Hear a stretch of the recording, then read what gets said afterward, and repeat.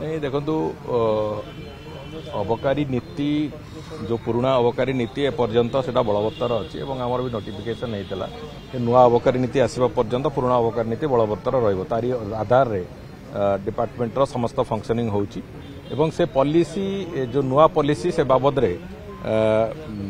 खूब शीघ्र सेटा बाबद रे माननीय मुख्यमंत्री सहित आलोचना चर्चा भी होगा जाऊँगी दिने दुई दिन भितर एवं ताकू हेला परे अबकारी नीतिर जो प्रणयन प्रक्रिया से मते लगुच दशहरा पूर्व आम निश्चित भाव सारू जहाँ फल कि जो नुआ अबकारी नीति रे गुड़िए आमूलचूल परिवर्तन जो वर्तमान समय को आखि आगे रखिकी आहरी अनेक गुड़िए दिग को आखि आगे रखी जेभली भाव में एक कठोरतार सहित अबकारी विभाग तार निजर कार्यप्रणाली को नहीं पार ताकू आखि आगे रखिकी आमे तार गुड़िए आमूलचूल परिवर्तन करने को जाऊँ बहुत शीघ्र यही मास भितर आम नुआ अबकारी नीति आनिबार जो प्रक्रिया ताको सारिबु एवं विशेष करके अलग राज्य मानकर जहाँ जहाँ से आमर अफसर मैंने जाइए जो बेस्ट प्रैक्टिस जहाँ से बेस्ट प्रैक्टिस को संपूर्ण रूपे आम भी ता भर जो जो दिगगुड़िक ओडिशा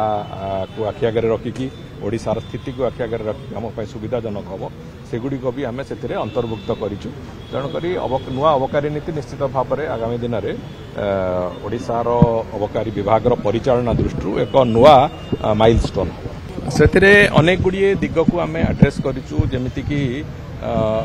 जो चोरा मादक द्रव्य बिक्री हो एपरिकी विभिन्न जगार जो गंजेई एवं अन्य पदार्थ गुड़िक जो गुड़िक आज तारीख रे समाज को नष्ट करुच्ची से दिगरे हो से सबू कथा को आम से तार कठोरतार सहित से गुड़िक दिग को केमिति कराजिवो सेटा देखुचु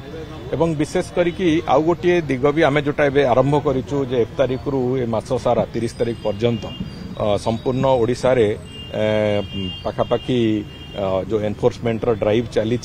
गत सप्ताह भितर आम पाखापाखि 9-10 कोटी टंकार चोरा मादक द्रव्य को विभिन्न प्रकार मादक द्रव्य को ताको नष्ट कर सक्षम होइचु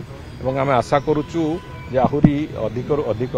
जोटी जोटी चोरा व्यवसाय होउची से सब को आम ध्वंस करने को संपूर्ण रूपे सक्षम हबु। द्वितीय कथा होउची आसंता मासरे अक्टोबर 2 रु गांधी जयंती तिथि रे आमे से दिन ठारू गोटे मासे व्यापी सचेतनता कार्यक्रम जो कथा आम थे आरंभ करूँ आगुरी भी निशा नुहे जीवन जो स्लोगान आरंभ करूँ से आधार रे आम गोटे निशा ठू दूरे की रहंतु समाज से कथा गोटे सचेतनता कार्यक्रम भी मासे व्यापी आसंता अक्टोबर 2 ठू आम आरंभ करने को जाऊँ